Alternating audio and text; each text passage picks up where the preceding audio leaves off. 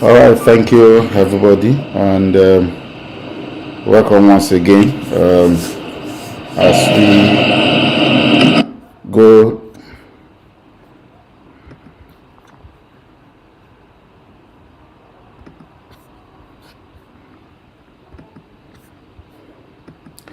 so thank you once again. You are all welcome. You are all welcome. You are all welcome. You are all welcome. You are all welcome when you are here as connected. If you are online, please type connected. Connected. Type connected if you are here. Type connected, like the video, and then we'll move on. Today, in order to move fast, I will not be asking question over and over again, so I expect that you try to listen up and keep pace. All right, so if you are ready, just type ready. Let's go. Let's type ready. Once I see ready twice, then I know that we are good to go, and I'll go straight to the business of the day.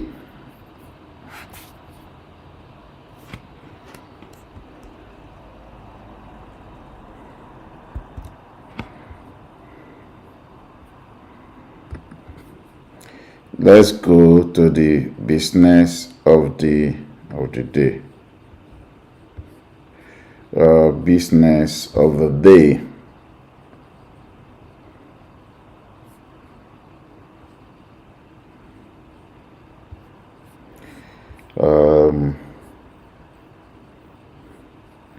Yeah, I see ready. I want to see other ready, and then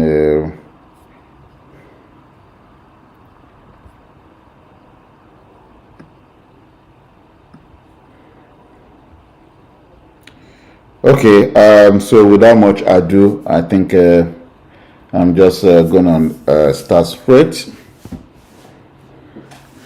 So the last time we started working with variables, we started talking about variables and how variables are formed, that variables are placeholder that represent our storage, whether a storage of string, storage of character, binary, or complex operations, or complex data type. Variable is a keyword that we use to hold that temporary storage, and we talk about naming convention, especially in Java, that all variables should start with a lowercase, and then when you have a variable that has more than one word, you join the word together, and the first character of the word is lowercase, the rest is uppercase. Something like say we have string name, and they call them all the colors of rainbow. Say equals to, let's say, 16, or say integer all the colors of rainbow. Let's put it this way. Let me just say 16 or 7. What's the total colors of rainbow? Is it 7? I'll just put you can type in the chat box, how many colors does rainbow have?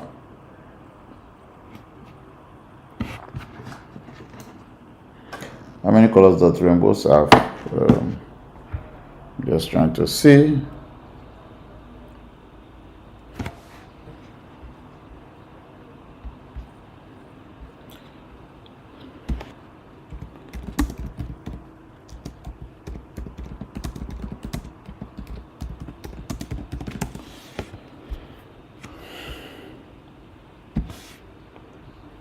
Okay, so 7. Then I think I was right. Rainbow has 7 colors alphabet: red, orange, yellow, green, blue, indigo, violet. Roy beef, or say string. Roy beef equals to say red, orange, yellow,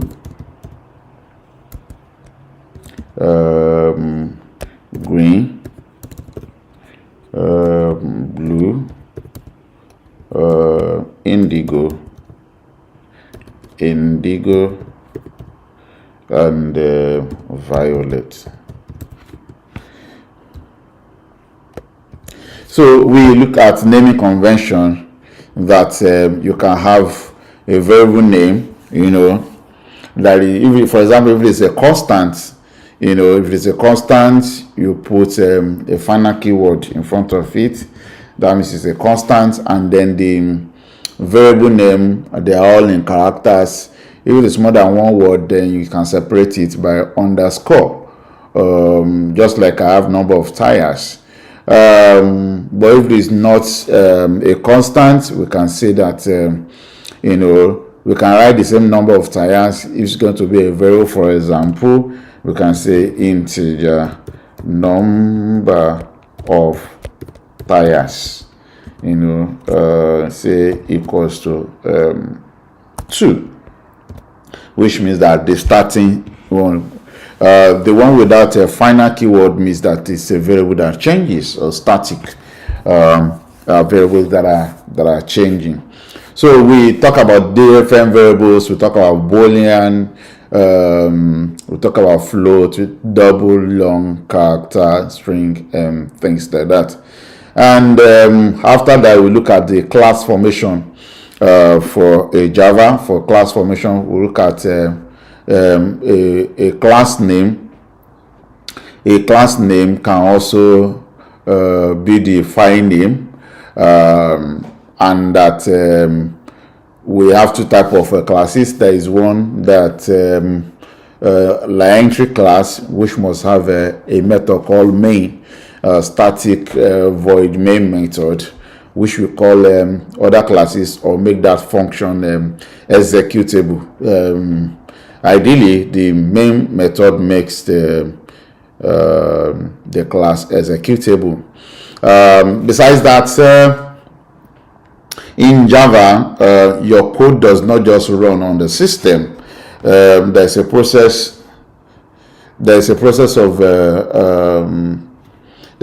of compilation. There's a compilation whereby the source code is compiled into machine readable. That machine readable code is what is loaded on the JVM, and JVM simply means Java Virtual Machine. JVM, Java Virtual Machine. It's like it's a memory slot, or like software itself that executes codes, that have been compiled, by Java using the Java C, Java compile. So that said, today we're going to look at writing functions. So I'm going to have another class here, and I will call it functions. Let's call it functions.java. And since we are saving the class as functions, the class name will be functions. And then here we want to explore various functions that we can write. A function is a code block that performs a specific task, a specific class, so we can have function to perform any kind of thing, starting from simple addition. So let's look at addition, it is advisable that your function should reflect what you want it to be, so, or what it's doing. So name your function in such a way that it reflects what you are doing. For example, let's say we want to add or want to write a function that will add two numbers or three numbers together. So we can say add. Let's call the function adds, and it must have be open to have a parenthesis, that is a bracket and opening bracket. When it is terminated this way, it is a function call, that is, you are calling the function to execute. However, when it starts with a call brace like this, then it means that you are writing the code, the thing that needs to happen within that function. Having said that, for now, if you have a method that has add, then and then we want to add two variables together, let's say integer a and integer b. We want this function to return to us the sum. So we can say return a plus b. Then what we are simply saying here is that this function has two arguments. Whatever thing that is in the parentheses or in the brackets is a number of arguments that you have. Now here, a function can be a function can expect a return value, or a function can just be a function without a return value. When a value is expected after operation has been performed, you must put the type of return value. In this context, we want an integer to be returned. So if we put return value to be, say, string, and we are returning an integer, it will throw an error. So in this context, so we have integer, which is a return type, and then we have a function name, which is add, and then we have the variables. We can extend this and make it 3 variables or 4 variables, of which rather we call it parameters. That is the argument to a function. They are called parameters. So, and then we can make this function. We talk about modifiers. Modifiers are what tells us the access or exposure of that function, whether it can be accessed within the class alone or outside the class, or within a certain package. When it can be accessed anywhere for that instance, then it is public. The modifier will be public. When the function is limited to the class, then it can be private. Private means that the function is limited to the class. For example, maybe we have a function that we are writing, and there are too much of operations that need to be written. We can simplify the operation by breaking it to sub operations or sub functions, which can be called from the main function. Okay, so that is that for private. And then we also have protected. When we say protected means that function can only be called within the package, that is within the group of functions that it belongs to. All right. If you are still with us up to this moment, please type continue. Type continue to enable me to know that you are actually following. Type continue if you are with us.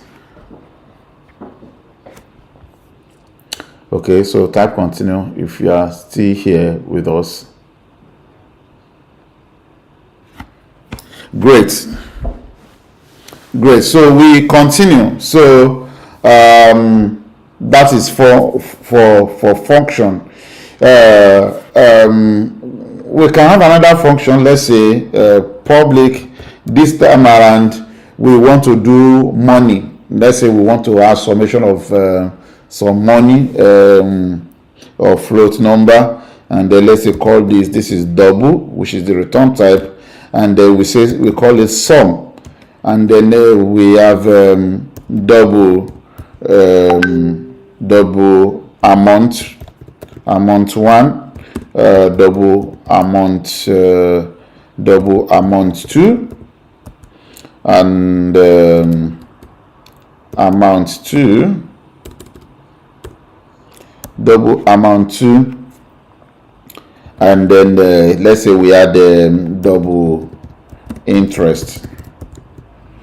So, and don't forget our function code block starts with a call brace, and because this is expected to return something that contains a float type, it means that our return value will be double. Now, so we can create, we can say just return amount one plus amount two, then plus interest. Amount one, amount two, and then and the interest. So that's sum the money for us. Okay, let's look at something a bit more complex. Let's look at something like more complex where we can use temporary variable. Let's say okay, let's say return, let's say public. We want to get discounted price, and then we have say double, we have price, and then we have a discount, which is in percent, so double discount, and then we want to have the discounted price for maybe and then let's say integer number of shirts. So here we can have something in this context. What will be returning will be a double.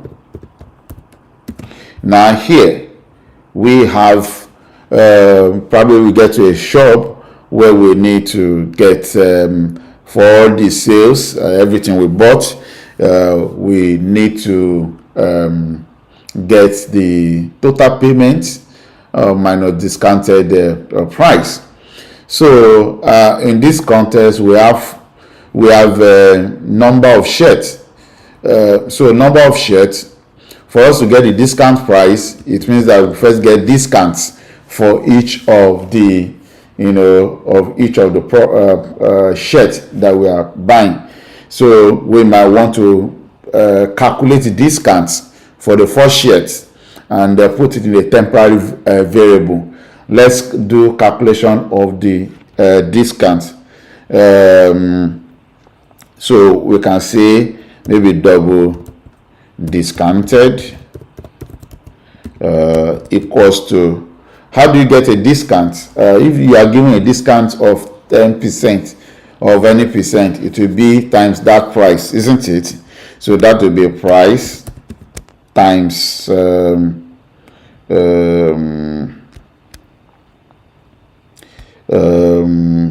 price times the discount, because discount is always in percent, so we say discount. We need to convert it to real number, so which is divided by 100. That will give us the discount. So this is a discount, and so what do we now have? We now have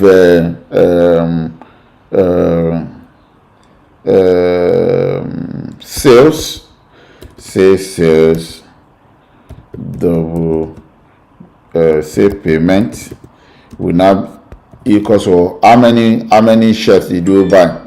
It will now be a price minus discounted.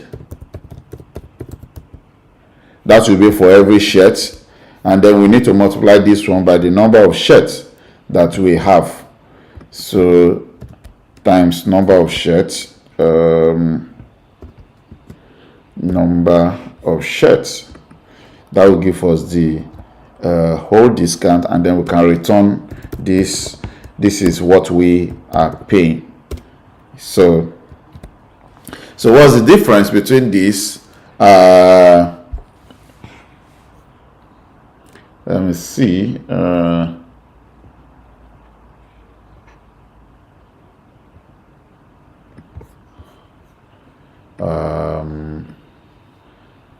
Can you see my screen now?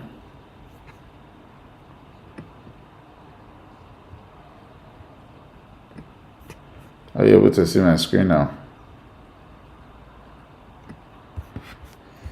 Let's see whether you're able to see the screen. See the screen.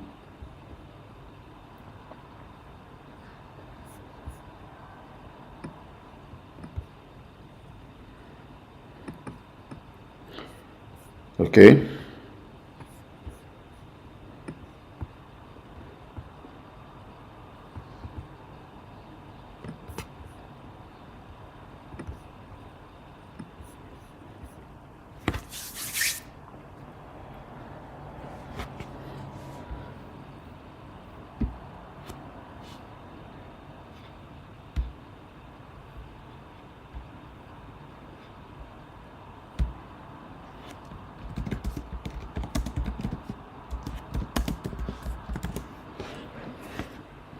Okay, so following the discount and from this, I hope my screen is visible enough now.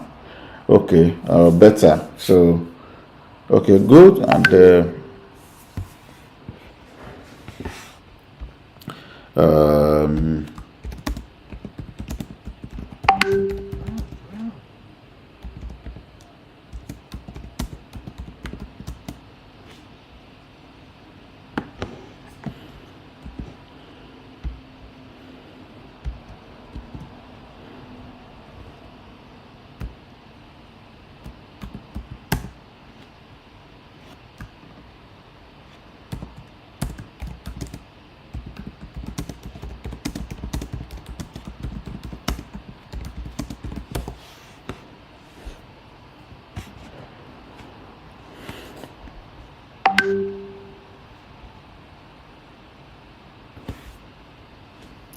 all right.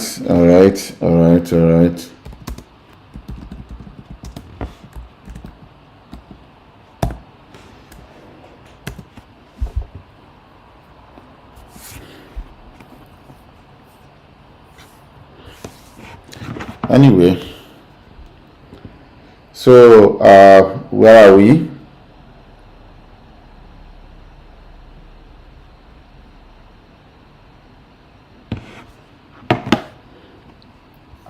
So to do the discounted payments, like I put, then we have the double price, the discount, we calculate the discount. The asterisk is for multiplication. So if we look at here, we can look at, let me show you, signs here. Plus is addition. When you use minus, we have subtraction. When you use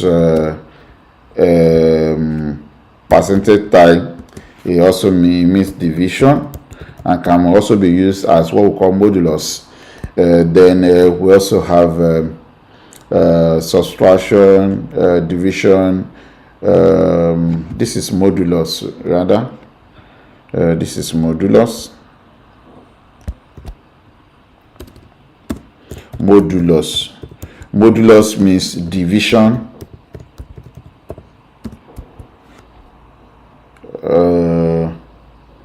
with remainder only.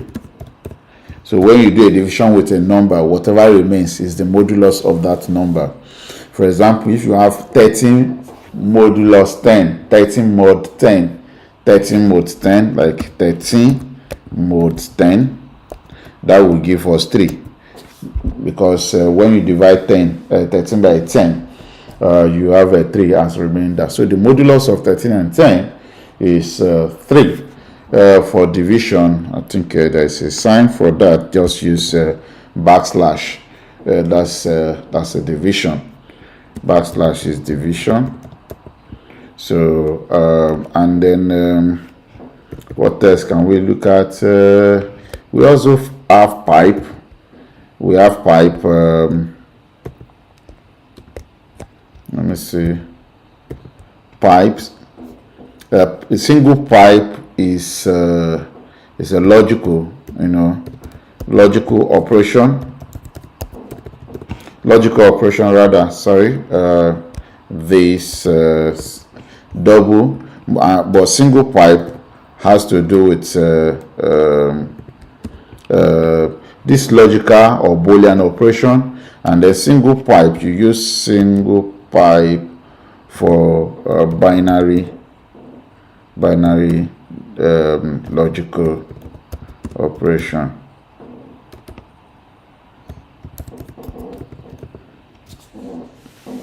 Okay, so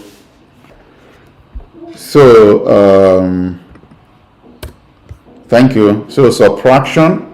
So we have the signs. We have plus for addition, minus for subtraction, percentage type for modulus, backslash for division, and then double pipe for logical operation, single pipe for binary operation. So that's what we have. So that's having said that, let's look at a quadratic equation. Public Boolean, say get roots.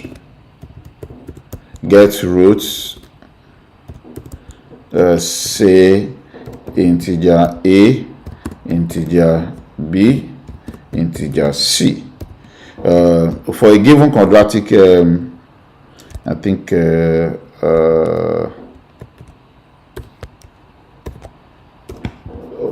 get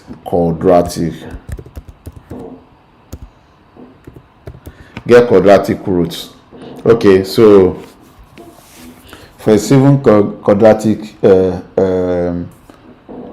equation, for quadratic equation, oftentimes you have say ax squared, right? Ax squared, ax, let me see, no, where is this?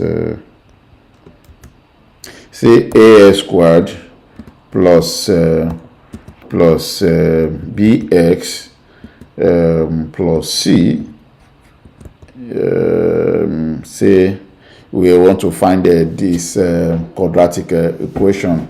Oftentimes the results, the root of this quadratic equation will be a, no, or x equals to minus b plus or minus, isn't it?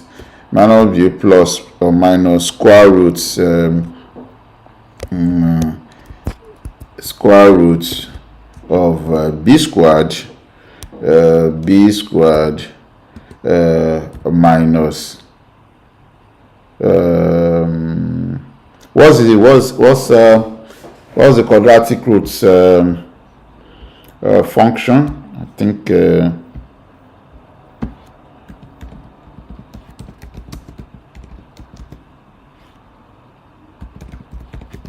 what's quadratic root formula? I think minus b plus or minus b squared minus 4ac.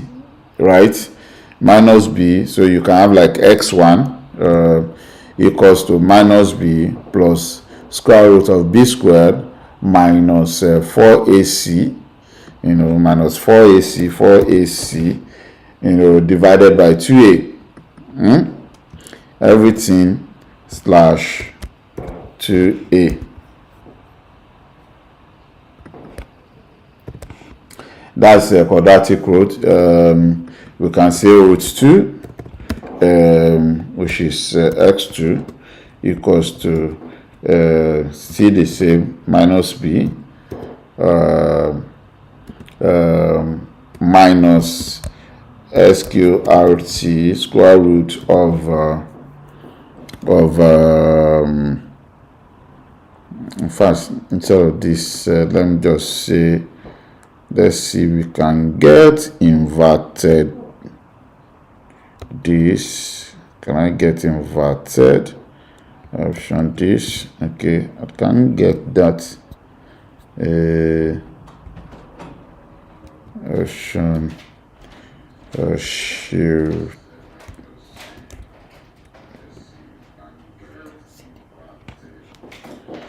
Okay,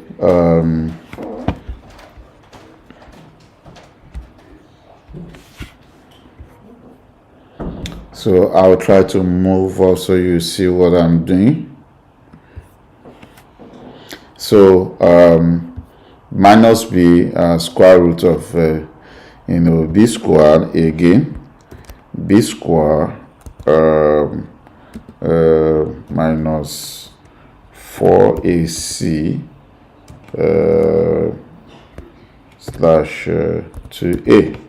So this is how to find the quadratic root. So having gotten that, the next thing will now be, so how do we find it? We can split this and say that okay, the root, say or determinant this time around, let's say final integer d, which is the determinant, let's say is equals to b, b times b times c, that is b squared minus 4 times a times c. So we have a placeholder,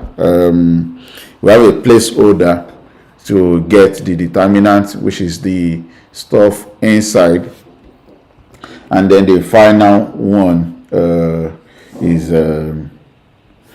then you can say, okay, say double x1 equals to double x1 will now be equals to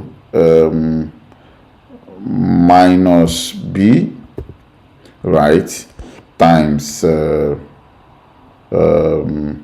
then minus sqrt, and that will be math dot sqrt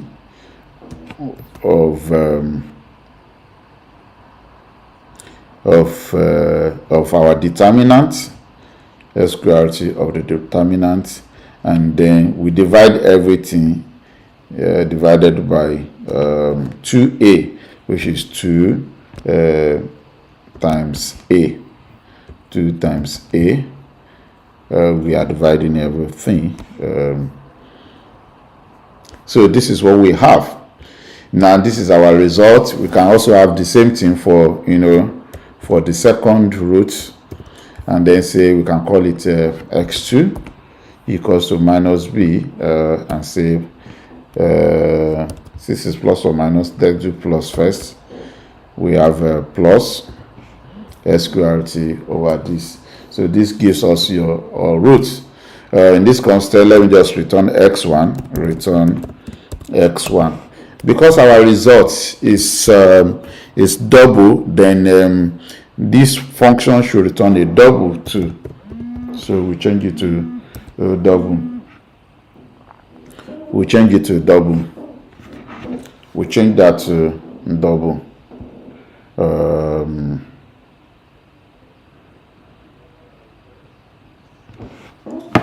We change that to double. So, and it means that we are able to find, we have been able to make use of the multiplication sign. We have been able to use the subtraction sign. We've been able to make use of division, which is the slash sign. I think that is it. I'll give us an assignment. Assignment 1.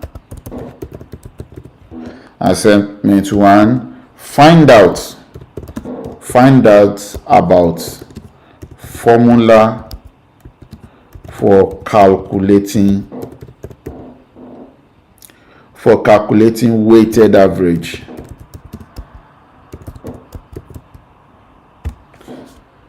And then and write a function, for calculating that weighted average. Or let's do like this. To make it more. Find out about weighted average, but the real assignment will be write a function to calculate the check digit of a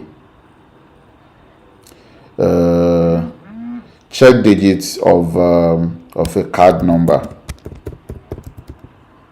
Now, what is a check digit? For every bank card number that you have, the last digit is calculated. That's one of you understand or find out or validate the authenticity of that card number. If this is a 16-digit card, the first 15 digits can be any numbers, but the last digit is calculated based on the rest 15 digits using modulus 10. And so I'd like you to research into what modulus 10 is and use it to calculate the check digit of a card number. All right. So some people also call it the Lund algorithm. So you can look into that. Okay, so let's say we have these functions. In our functions, we have only dealt with arithmetic stuff. Let's say we have a function that returns the total number of names, in a string. Public, say integer, get total names. Here, let's say the input to the argument this time around is names, and then in our context, this name is separated by comma. So let's say final string. Okay, we already have names here now, so we can just say integer array. Integer array, say strings on split names equals to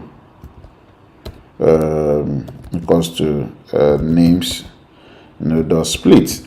That brings us to string names dot string, and then we have comma here.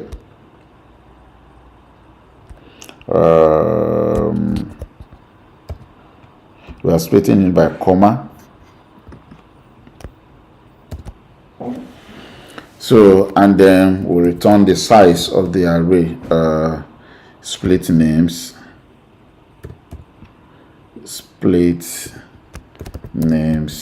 dot length. Okay, so split names dot length. That gives us the length of the names in the.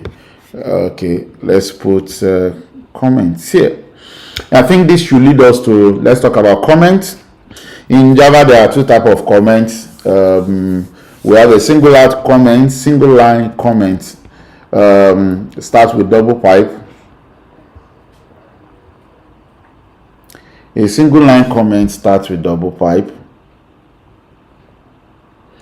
A single line comment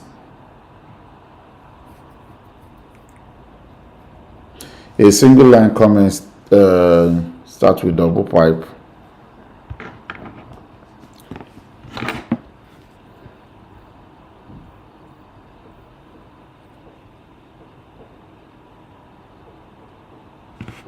A single line comment, single line, this is single line comment.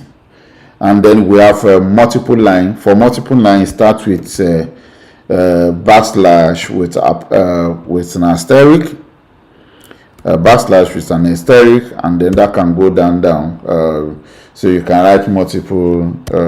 Say for example, string function split allows to separate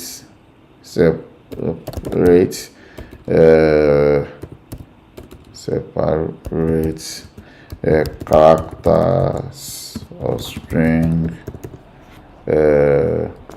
by the separator which could be anything, which could be any character or characters. So that's about a single line comment. That's about single line comment. So we have single line, and then we have multiple line, multi-line,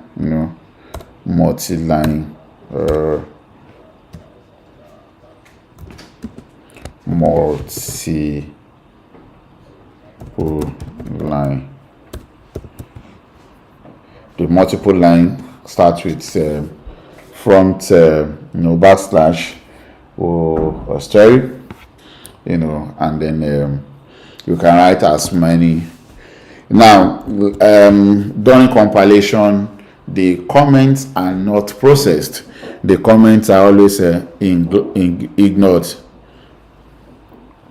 The comments are always, ignored. So you can see that.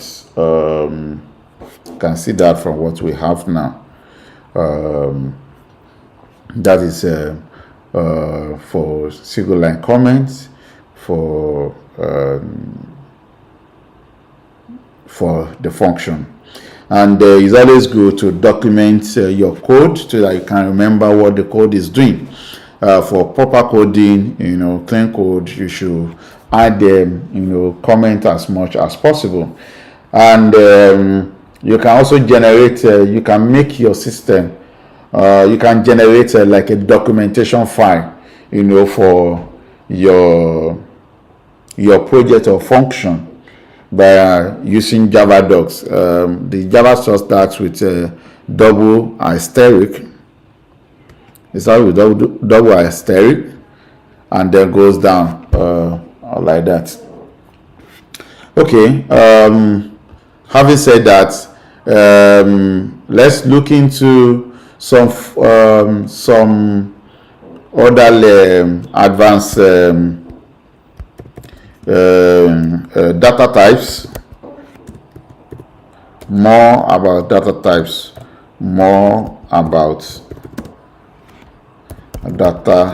types. Here we'll look at array. We'll look at set. We'll look at list, linked list, hash set, hash map. But let's just we'll go to, when we get to linked list, array list, then map, array, set, list, map. Let's do this. I think there's one that I would love to add when I remember. I will add that. Now for array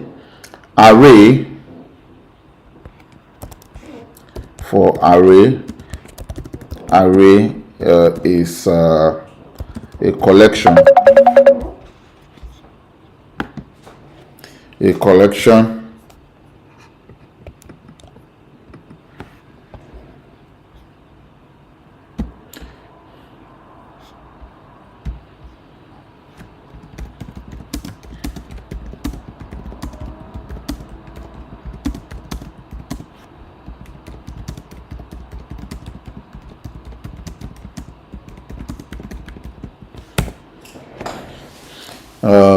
some collections, array of or data sets, which is just for some collections. Now, so array is ordered, list of items, data or data types, entities, objects, whatever you can think about. That's what array stands for. And in Java, this is how to recognize array. Array starts it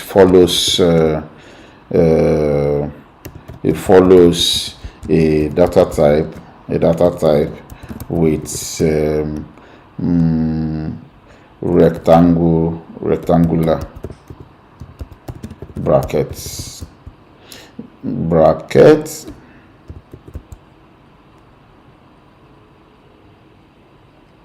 So let's say we want to have integer array now. It can be declared like this: int array. Let's say this int array, which means that we have an array of integers. Say let's say odd numbers, and then say array can be initialized and send down an empty array or array with data, but array is a fixed type. What we say fixed type or fixed length, fixed length. The length is fixed. When you are creating the array, you must know the size of the array, and the size cannot be modified after it has been created. That's one thing about array. So the size cannot be modified after it has been created. So odd numbers, we can declare it as new integer now, and say 5. This one, what it simply means is that we have an empty array of length 5. So if you print this number now, you will see that you have like 00 for the integers. Let's say let's add something here, and then we say put public static void main string args. Now I'm going to move this. Now if I can bring it to this odd numbers, and this is this, then I can print system.out.println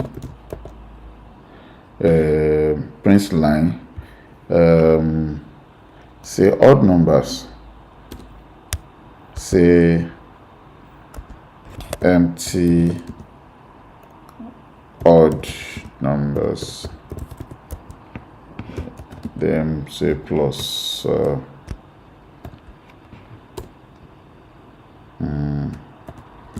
plus odd numbers.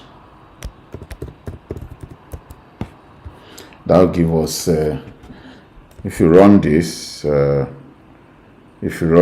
like this and say java functions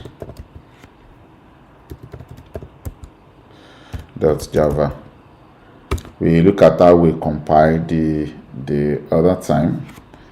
Where are we?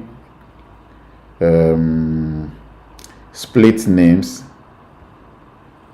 Okay, this is an array of string. This is an array of string.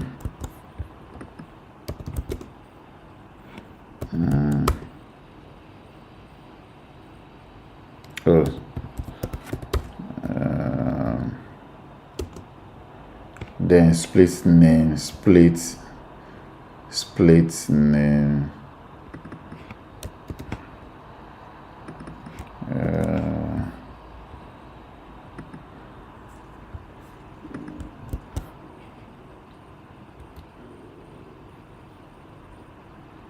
Okay, I'm moving the screen up so you can see.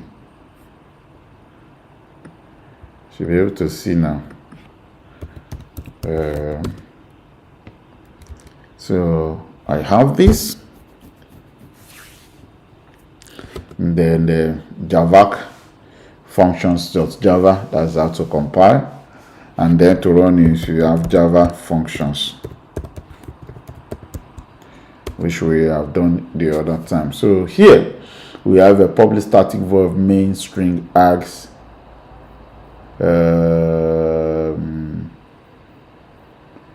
method not found in class function. Let me see.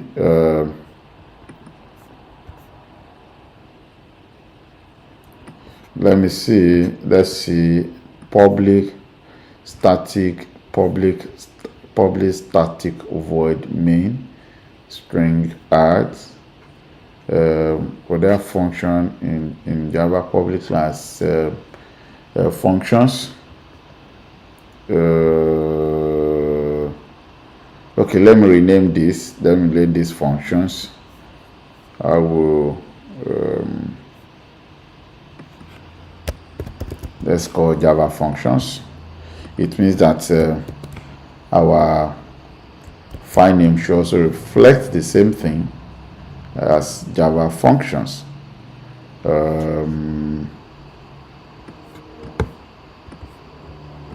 So I'm going to rename this as Java functions. All right. So Java functions, and then let's compile again.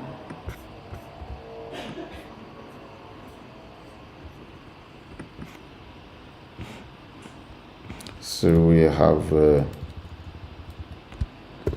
Java functions, and then we compile. Then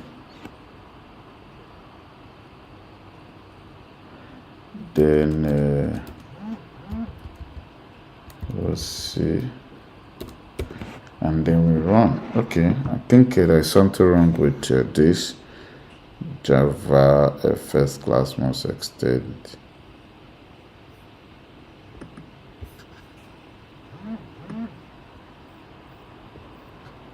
Java FS. Let me quickly fix this public class.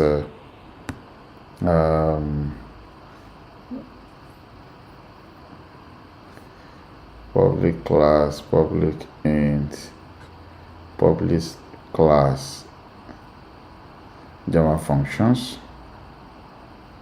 Yeah. Public static.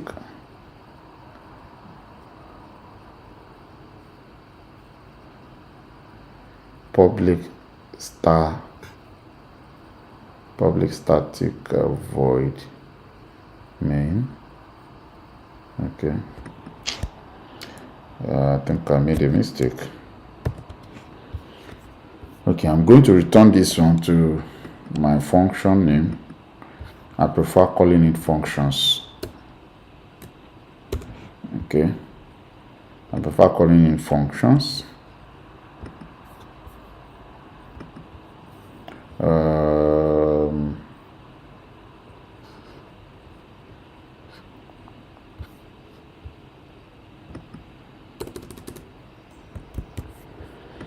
All right, so functions.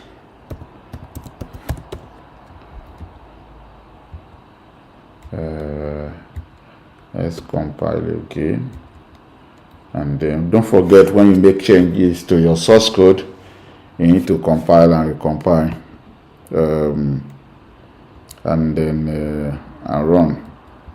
So Java functions. So you will see that so I printed the odd numbers, which is printed as an object. I think there is also a utility arrays to string.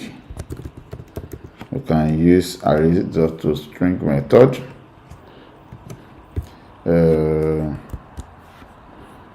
I think arrays belongs to utility package. So import java.utils.arrays. So we have this, and then we try and rebuild our application. So Java functions, and then Java function, Java functions. And then you can see that the array is printed as 0, 0, 0, 0 because the content of the array is empty. The content of the array is empty, so that is why we see that. For those of you who may be struggling to see the main method,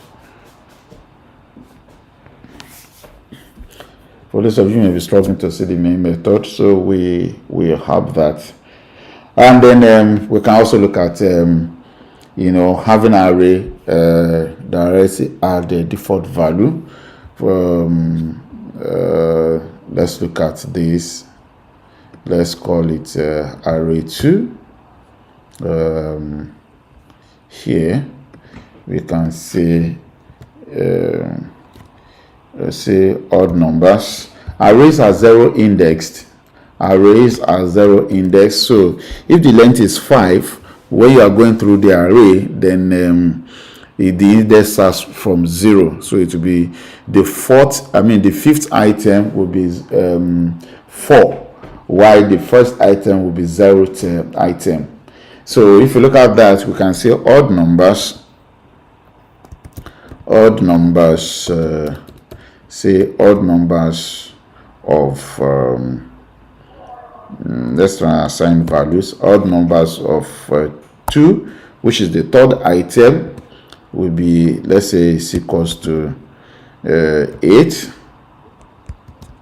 and then the last item, say odd numbers of 4, which is the last item, will be equals to say 3, and then odd numbers. Let's look at the first item self. The first item in the list, which is the 0th item. Let's assign 7 to it, equals 7, 0th item. So we have this. Having had this, then we can decide to print this array now. We can say updated odd numbers, and we'll try to print the odd numbers again. But this time around, we will need to compile our code again. We need to compile our code again. for those of you may not be able to see well.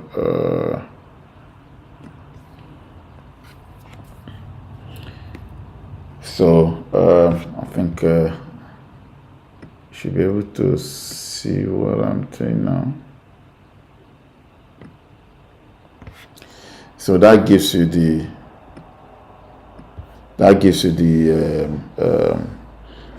updated one. So let's try and compile. Let's try and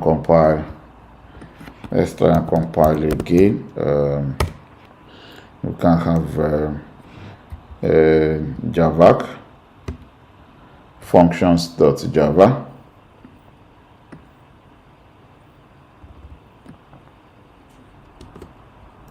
And then we have Java functions.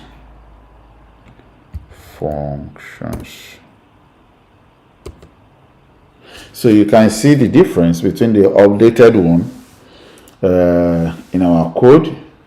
You can see that the first item, which is the 0th item here, is we set the 0th item to be 7, and you can see we did not update the second item, which is the first at index 1, and the one at index 3.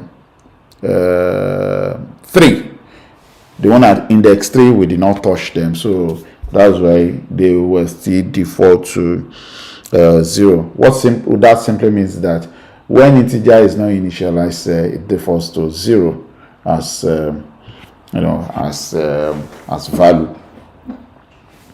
Okay, so having said that, we can move to let's go back to our method. If you want to see this method that we wrote in action, we can come back to that. So we have array. There is another one, assigning default value. You can also initialize array with a default value. For example, let's say integer array, let's say scores.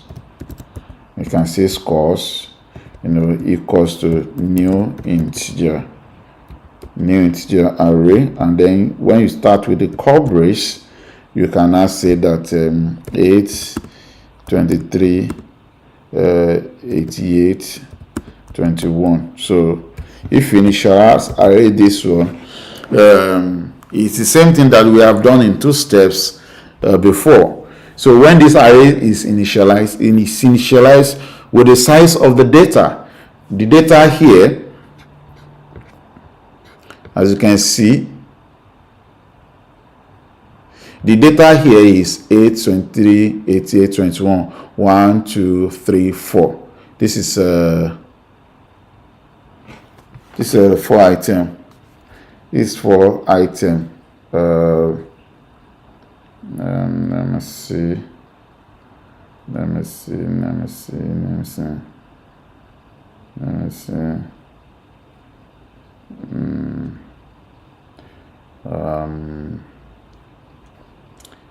Hold on. I'm trying to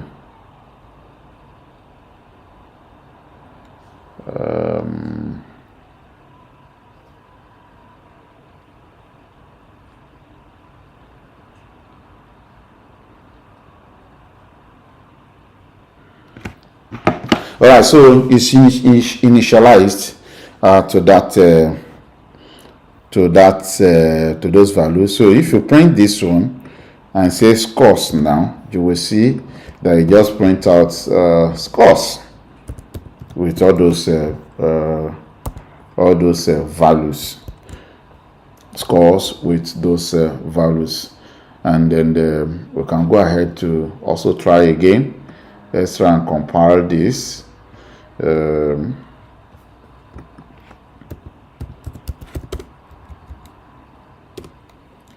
Compile this and run it.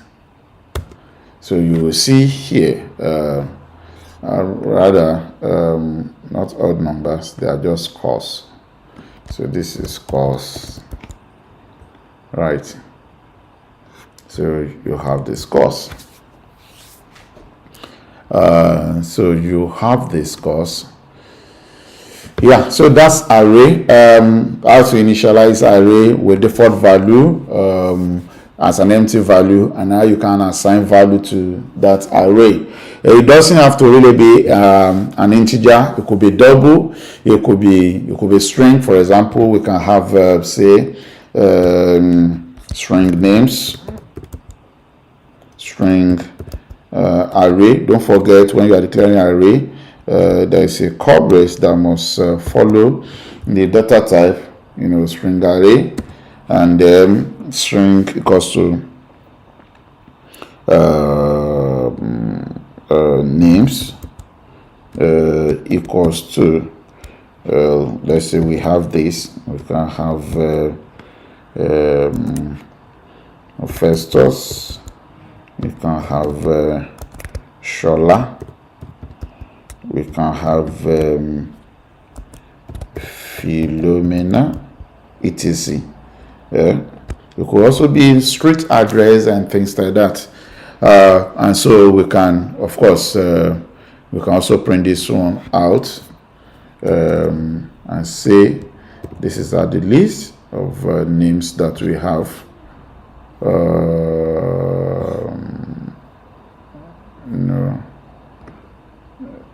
Names is the rates names.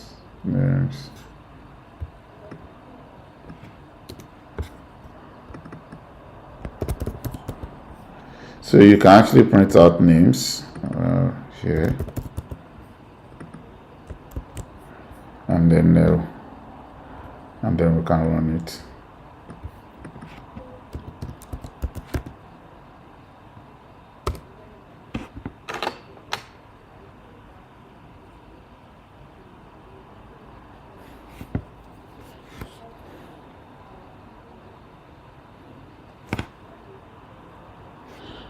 So we can try it away.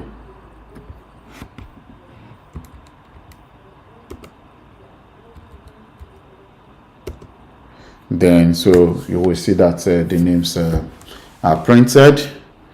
The names are printed by setting that. Okay, cool.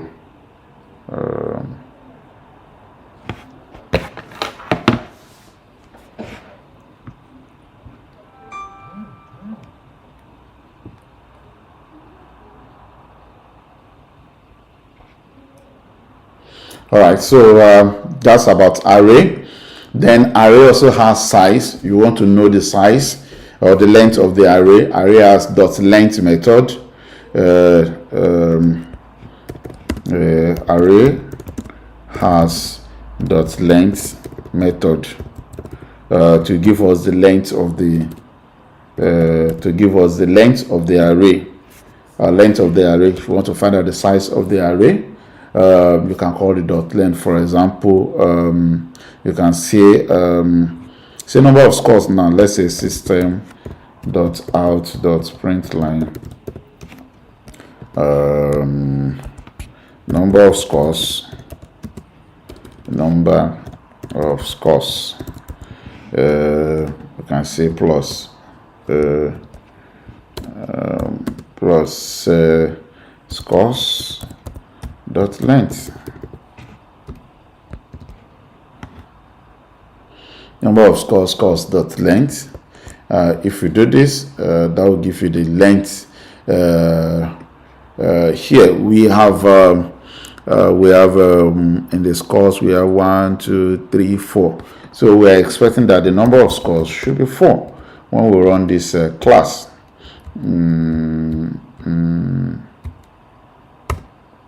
You see, so we have 4. So you can call .length of the array to know the size of the array. So we have looked at array.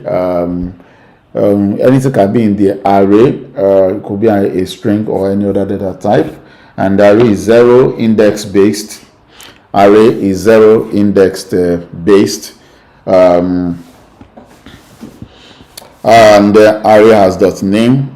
of which we can assign a value or get a value. For example, you want to know what is the data at position 3 of the name.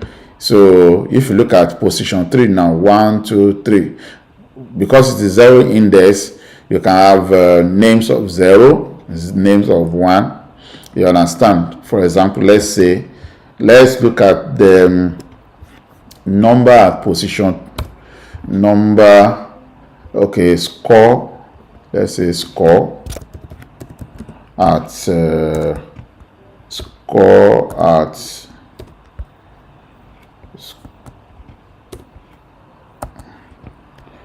position 2. Score at position 2 will be first item, so we can just say score and then and put a 1 because I is 0 the index. So if you compile this again,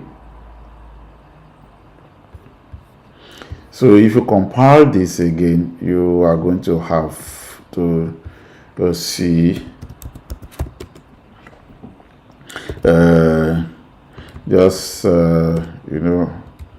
as we do run, that will give us say the score at position 2 is 23, and if you look at the 0, 1, 2, 3, so that gives you the score at that very particular position. So that is that. Also, you can, there is something that is called iteration or looping. For example, you want to get individual items in the array. Maybe when we get to looping, we can look at that. But then we can say you can use a traditional for loop. Which means that why we call it loop is that you go back and do the same thing, just changing the index. So for a for loop, the nomenclature is or the format is like you have a for and then you have condition, and then you have execute. And what to be executed will be within a call brace. So let's look at printing all the names. Let's printing all the names individually on a single line. We can now use for loop for you can use anything as your index. So let's say integer I to represent index, and then we are saying that I will start from 0. So I equals to 0 because I is 0th index. And then I less than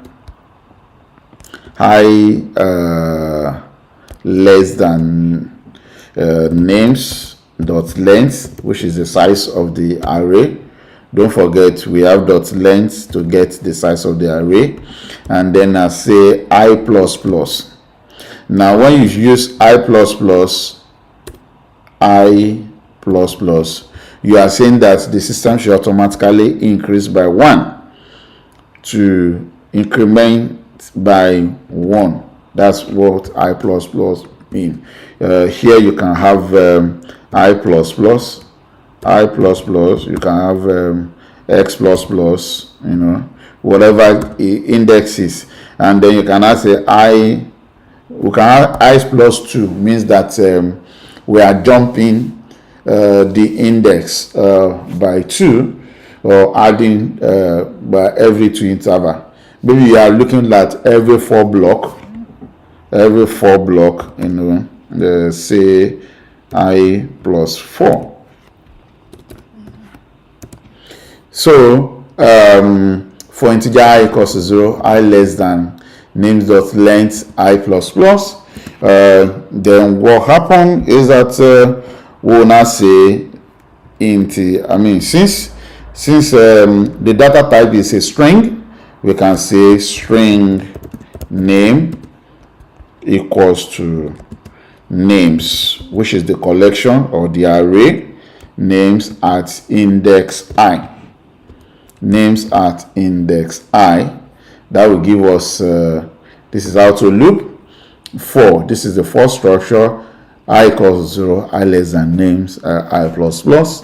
And then we say name. The name here, we are saying that we are defined a variable to temporarily hold the value at every index. And then we can say system.out.println name. So based on the execution flow, the flow has the for, followed by the index, the condition at which it must stop, otherwise it can go forever. Otherwise it can go, for forever.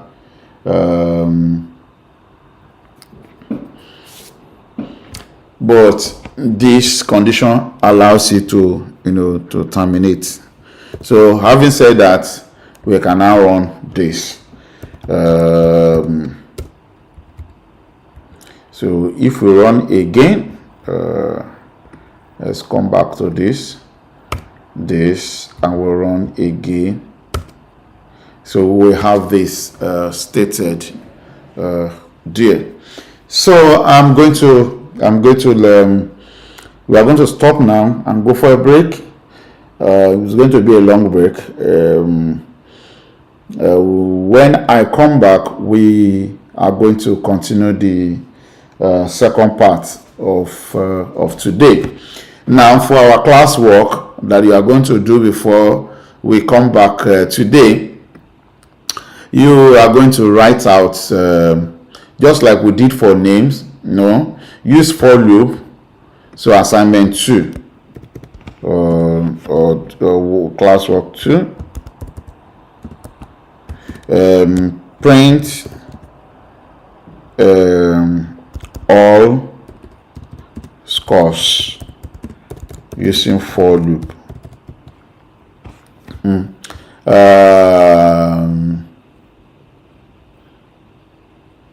Then in the odd numbers has the so print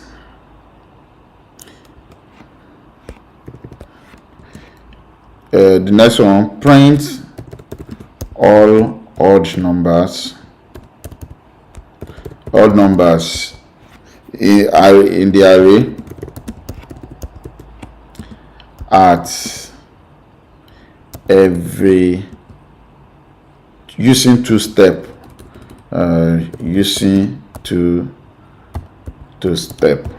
So let's have that, do that, and when we come back, we are going to access it. When we connect after we resume, when we connect, you are going to post your classwork into the chat box so that we can review together. You'll post in the chat box so we can review together. When we come together, we'll look at string. We'll look at strings method. We'll look at string. We'll look at map. We'll look at set. We'll look at list. We'll quickly take a look at all this and also write appropriate functions for them. So after that, then we will look at JIT. We'll look at string this. We'll look at JIT. So with the JIT, we'll be able to set up our environment so that you can push your classwork or assignment to that repository.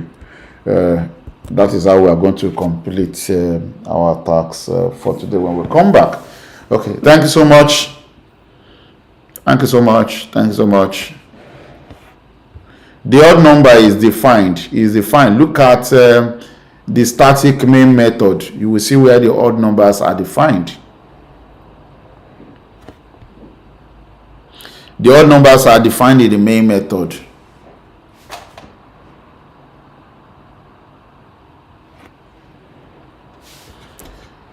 So I gotta go now. So we'll meet again soon, later today.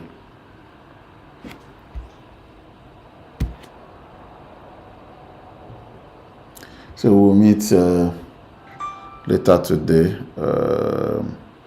You are free to replay the video.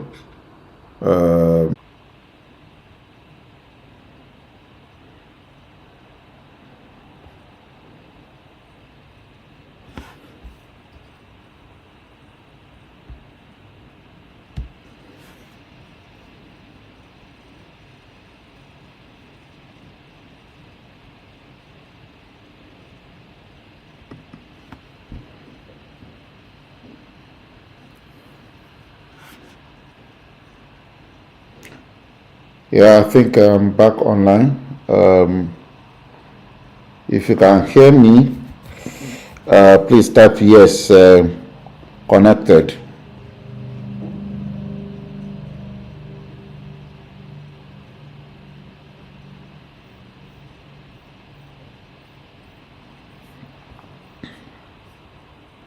Type yes, connected if you are connected.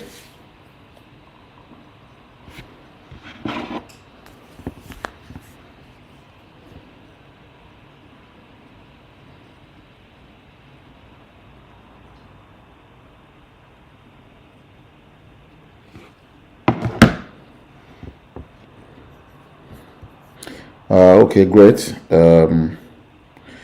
We are going to continue from where we left off, and I think you can see what I'm showing currently.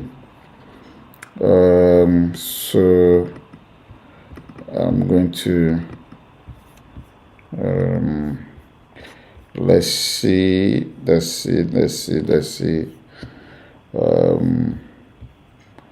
Okay, permit me to, we are going to do another session. I'm going to close this.